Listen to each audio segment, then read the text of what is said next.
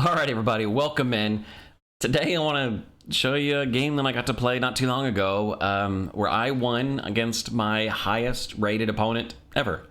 So this felt really good to get this one in. I don't get to make these braggy videos often, so it's kind of fun when I do, but that's really all this is. Feel free to fast forward or skip this one entirely. This is really just me just showing off a success story. You know, all of our studying, things like that, and our puzzles and blah, blah, blah. We've done a lot of work to try to get somewhere, and we're starting to see some success.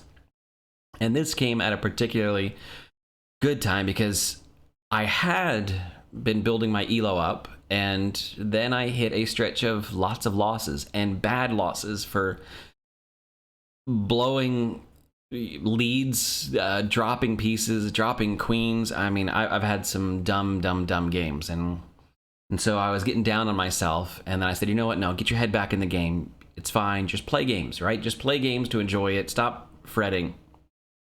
Got matched with this opponent, played a game, and I came out on top, and it felt good. All right, so let's just talk about this game real quick. So my opponent led off with e4, I responded e5, knight f3, knight c6, so I'm looking at a standard type opening, and then my opponent drops d4. Now, I don't know this opening very well. It's a Scotch game. And if we look at the opening explorer, this is the Scotch game. It's a fine opening. I just don't know it very well. The most overwhelming response to the Scotch game is to capture. I don't know that, so I didn't jump down that right away. I spent some time thinking about it, and I came up with what turns out to be the second most common move. I came up with d6. The idea being that I'm just going to defend my central pawn. My opponent's probably going to capture. I'm probably going to capture back. It's possible we have an early queen trade. I'm not in love with an early queen trade, but at least I have my knight here defending. So if my opponent grabs, I definitely do not want to grab back with my knight, because I want this knight sitting here so that I can defend my queen, not have to defend it with the king. Don't give up castling rights. That's the only thing that's going through my mind. Not the only thing. That's one major thing that's going through my mind. My opponent captures, and if they capture this way, I've got this defended multiple times. If I can get my lines correct, I've got this defended multiple times, so I am down a pawn right now. That's fine. I don't mind being down a pawn right now. I'll look to get it back later, or maybe not. Who knows?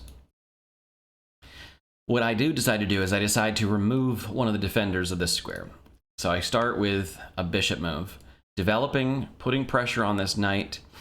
This knight can't move, this knight is pinned. So if I grab back now, my opponent could happily trade, maybe grab here, I don't know. There's lots of things that this could develop into.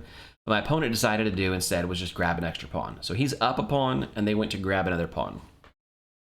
So I'm hiding my opponent's name here just because this is not about who my opponent is, but I wanted you to see the rating so you know that it's not, I'm not making this up. All right. So my opponent grabbed another pawn. They're already up one pawn. Now they decided to go up two pawns. I need to take back. Going down two pawns is where things start to change for me. One pawn, I don't mind so much.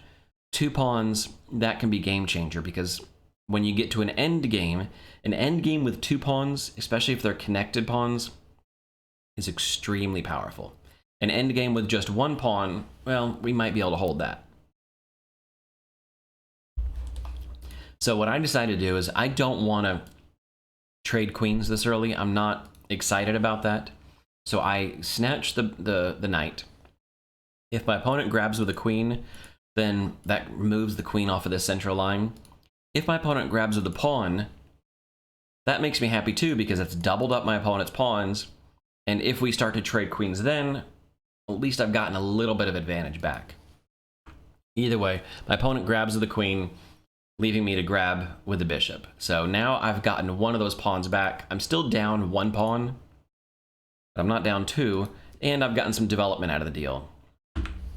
My opponent develops with tempo. All right, this is one of those we talk about that's a checkmate, so we need to be careful on that, but we know how to handle this. We've seen this. We bring the knight up, stop the queen's influence.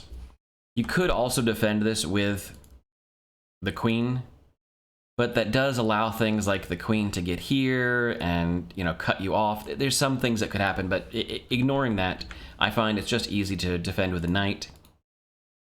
It also is a secondary attacker down the road should things start to develop, but either way, from here my opponent castles, I castle. It's a very evenish position. My opponent has a little advantage because of the extra pawn, but it's mostly even enough for me to feel good about playing against someone ranked 130 points higher than me, 125 points higher than me. So moving on.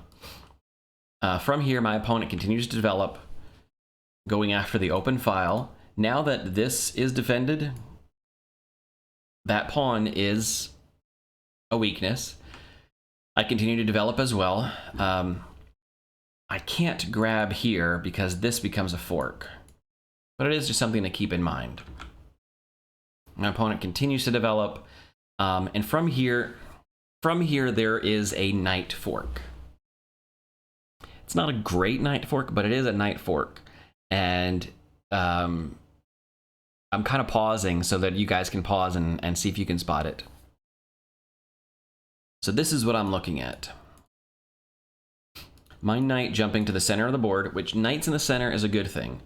My opponent has moved their knight, which is blocking their c-pawn. So if my knight ends up here on d4, my opponent can't easily dislodge it with this c-pawn. All I have to do is defend that knight, and it becomes a pretty strong central knight. It comes with tempo, and it comes with a fork. And if my opponent doesn't catch this fork becomes this fork. So my opponent needs to defend this pawn. And they do. So good on my opponent for spotting that. I simply push a pawn and I solidify that central knight. So I'm pretty happy with my position now. My opponent adds another attacker, and so I add another defender. And this defender and this defender are way more valuable than my opponent. So even if my opponent were to make some trades, I'm happy. This move by my opponent is a fantastic move for many, many reasons. But the number one reason I want to point it out is if you don't have anything better to do, like you're looking at the board and there's really nothing to do. What am I supposed to do at this point? You're going, man, I just don't know what to do. Get your rooks to better squares. My rook is just hanging out, not doing anything. It's okay where it is. There's nothing wrong with my opponent being on the edge of the board. But if you look at these two central files, they're already open. Well, semi-open. This one has no pawns on it whatsoever, and this one only has a white pawn on it. So if you can't think of anything better to do, this is a great lesson for all of us. If you're just looking at the board going, I don't know what I'm supposed to do at this point in time, centralize your rooks, or stick your rooks on open files, or stick your rook behind a king or a queen. Line it up with a king or a queen, and put pressure on your opponent that way. So this is a fantastic move because it hits all of those boxes. It centralizes, it finds an open file, and it threatens a queen down the road. Perfect move by my opponent. We can all take a lesson from this. Notice this pawn is still defended, so there's still no fork opportunities. Now I need to get my queen developed, so I do so, and I get to develop it with tempo. My opponent has 3 attackers on this knight, and I only have 2 defenders on this knight. But if you really look at it, one of my opponent's attackers is way higher value than my defenders. And some would say that go ahead and trade all 3 of those for a single queen, you know, perfectly fine. So if my opponent trades, I'm okay with that. I'm not going to complain at all. But my opponent now needs to figure out what to do about this pressure along the edge. There are many ways my opponent could do that. He could push a pawn, and I guess not really. Looking at it now, over the board, I assume my opponent would push the f-pawn. It's hard to spot an f-pawn push because so much we hear that the f-pawn is the forget about it pawn.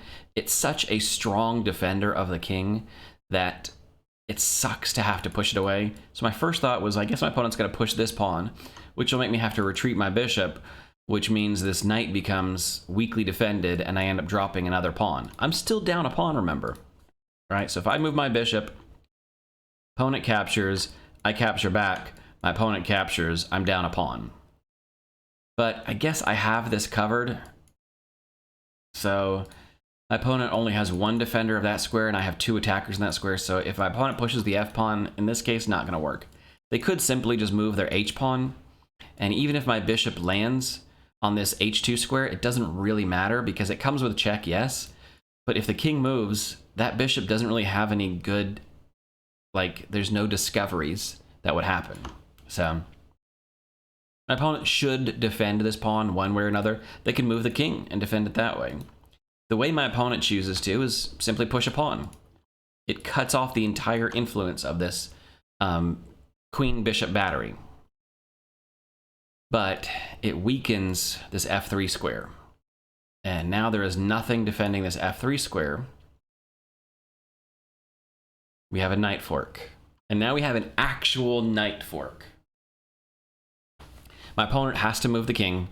There's no way, nothing else they can do, so they move the king. And now the question is, I spent a good 35, almost 40 seconds, 30 seconds on this move. And you're probably going, why, Joe? Just grab the rook. You know, it's an exchange, do it. But how often do you have a perfectly known move? You have a ton of time on your clock. Use it. There's nothing that says I have to grab right away. And in fact, there's nothing threatening. If my opponent had, let's say, moved the king here and been threatening this knight, then yes, obviously the best move is simply to grab. That rook is defended, so it just becomes an exchange. But my opponent didn't. My opponent moved to the F file. And by doing so, he's given me a time. There's nothing threatening this knight, so I don't have to move it right away. So I have a good move. I'm going to look for a better move. And I spent a while looking for a better move, and realistically, there is none. I think the only one that I found that would have been equally good for me would have been to make this trade, because grabbing this knight, I love getting rid of knights. Because of how powerful knight forks are, I don't see them. Just the way I play, I just miss knight forks. I'm not good at spotting them, and eliminating my opponent's knights means one less knight that they have to fork me with. So the one thing I was considering was grabbing here.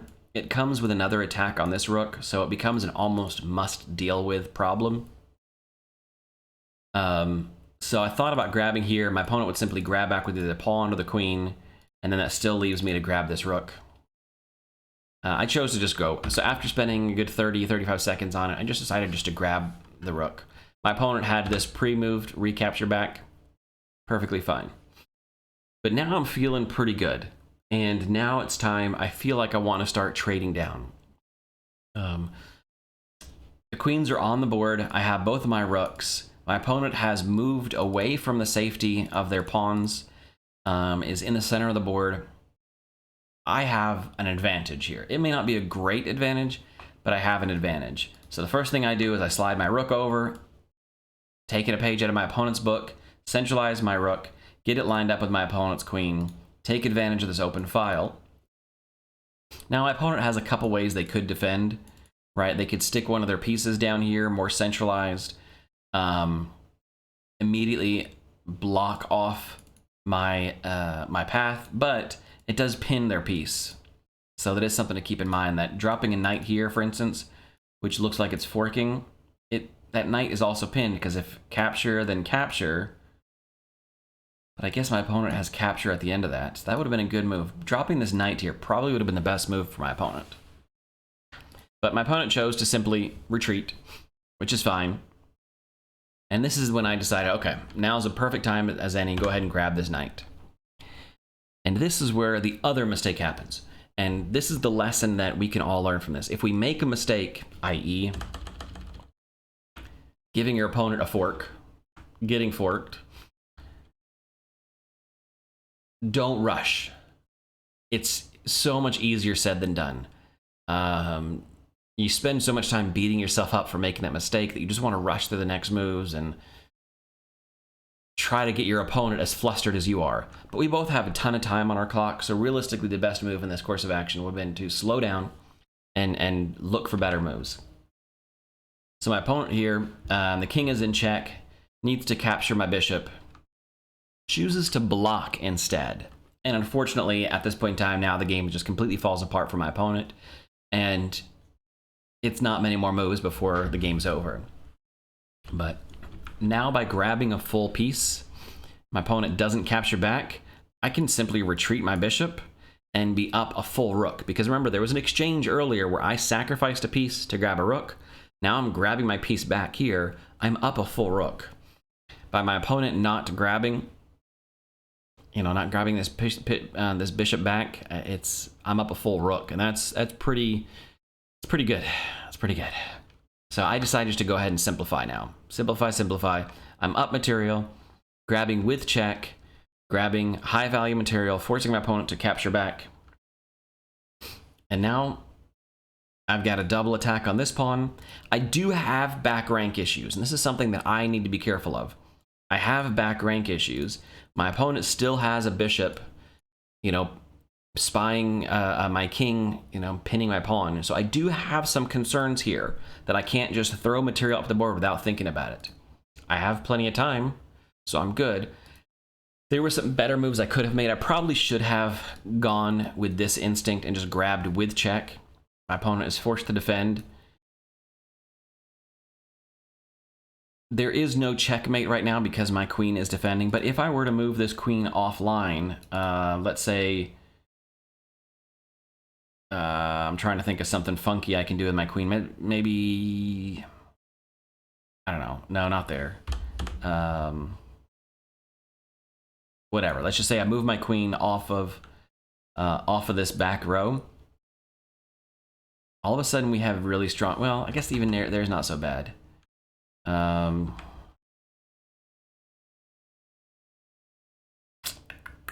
I guess I was more worried about it than I should be, because now that I'm looking at all the valid squares to put my queen, all of them still defend, so I'm okay. But the concern I had was if my queen is offline somewhere and my opponent drops down and I can't capture back, that's checkmate. So I do need to be careful there.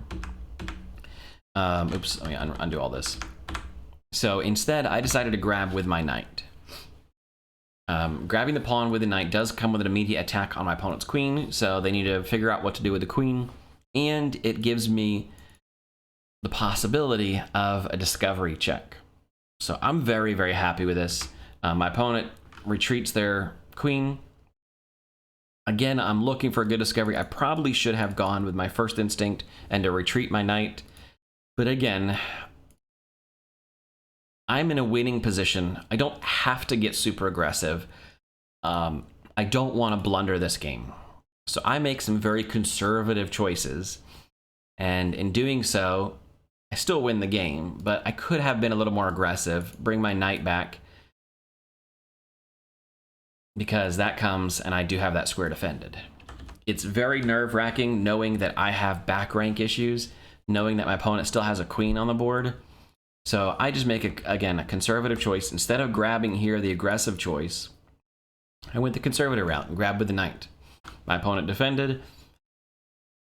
I fixed my back rank issues. It is the most boring move I've made in this game, but it's a move. It's now my opponent's turn. My opponent needs to make a good decision here to be able to stay in this game. Knows that my opponent has aligned themselves, with my rook, knowing that a possibility of dropping the queen to a queen pin could come. My opponent moves the queen offline, threatening here, right? Now, it's not checkmate, but it is the potential of a fork, forcing me to, remove material off the board. It is a possibility, right? We could easily mess this up if we do something stupid, but I do have this check available to me. But more importantly, now I have a true discovery. Retreat the knight and attack on the queen, and my opponent resigns. So really, there's nothing here for my opponent. There's no tricks left. My opponent has to defend check. Either they can defend with a bishop, right? They defend or block, let's say, or they move the king. Then I just grab a queen and I'm up even more material. Overwhelming advantage and no way to save this game. Or my opponent just straight up blocks with the queen and I'm able to pick up with the rook. Even if we trade, let's say, right? Trade, I'm still up. You know, I'm up this whole rook, so if I trade it away for a free queen, that still leaves me up a full queen. And that's just overwhelming. So, my opponent resigned. So there we go. My win against an opponent ranked 120 points higher than me, 127 points higher than me. Is that right? Yeah. I'm happy. You know, you don't get these wins often, and I'm not the kind that brags, but when you do get a win like this, you have to celebrate it because that's the spark that keeps you going through the crappy losses, right? When you're getting down on yourself because you've just lost 60 rating points and you went from your highest elo ever, dropping like a rock, and you go, and you know what? I'm no good at this game, and realistically, I shouldn't even be a 1500 player. I should be back down in the 1400s. When you get a win like this, and you go, all right, so my opponent was having a bad day, right? Elo is a bell curve, and this person just happens to be an outlier on my bell curve, and they were having a bad day, and they made a couple mistakes, and then realistically made one mistake. Just one, letting me fork, this pawn push here is really the only mistake my opponent made, but it rattled them to a point where they saw ghosts, heard footsteps, whatever the expression you want to use, and they compounded one mistake with another, and it just felt, the wheels fell off the wagon. But when you do get a win like this, again, I'm hiding my opponent's name because this is not about my opponent. I'm not rubbing it in on them. This is about me having a good game where I made good decisions, right? Like I chose specific moves because of the impact they would have. For instance, an opening, the Scotch opening, which, we could all go study, right? The Scotch seems like a fun opening. I don't know it well enough. And so I am forced to have to make decisions. And I made decisions, specifically this series of events here, of pinning this knight, letting my opponent go up a pawn so that I could get development. So I've sacrificed a pawn to get development. Right? That's like a core concept that I feel good about making those decisions. And I did it specifically knowing that if my opponent wanted to trade queens, all right, that's okay. We've got it covered. But let's see if I can put the onus back on my opponent to try to respond instead of just me doing all the responding. But I made positive decisions in this game. I had good mental processes. This was a win for me in all areas. There's still a lot left on the board, right? This knight fork, for instance, that I found here, there's a better knight fork, which attacks both the queen and the bishop. And now my opponent is forced to respond in a way that defends this bishop. And there's, definitely ways that they could do that, but at least I could capture this bishop, right? Capture an equal value piece and eliminate my opponent's bishop pair. So there's still things that I left on the table that I could play better. But we made some good decisions. We planned ahead for centralizing this knight, knowing that our opponent had their knight blocked off. This knight could get into the game, simply put, and then this pawn push would dislodge my knight. Recognizing that, yes, my opponent has 1, 2, 3 attackers in this knight, and I only have, by moving my queen, I only have 2 defenders.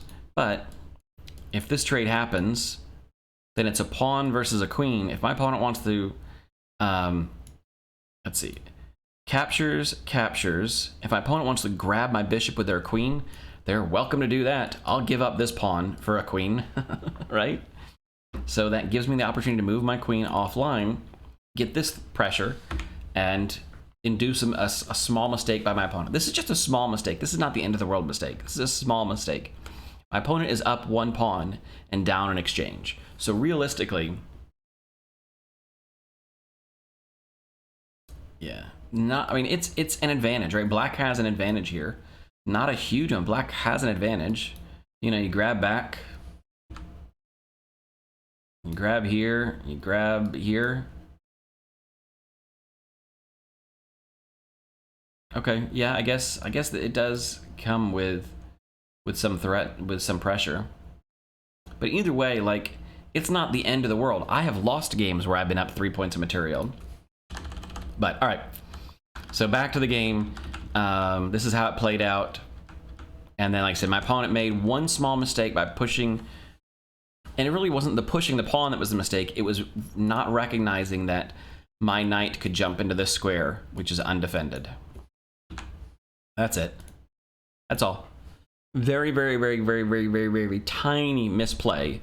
But then my opponent, unfortunately, allowed multiple misplays to happen, right? This queen move is not the greatest. It's fine.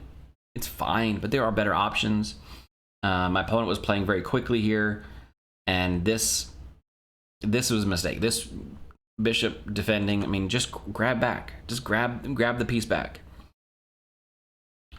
But yeah, and then the wheels fell off. So, all right, guys, this was fun. Like I said, sometimes you have to brag, right? Sometimes you have to get excited about your wins because that's what carries you through. So this was a fun one for me, and I hope you guys enjoyed it. Hopefully I didn't get too rambly, but I'll talk to you guys later, all right? Have a great day.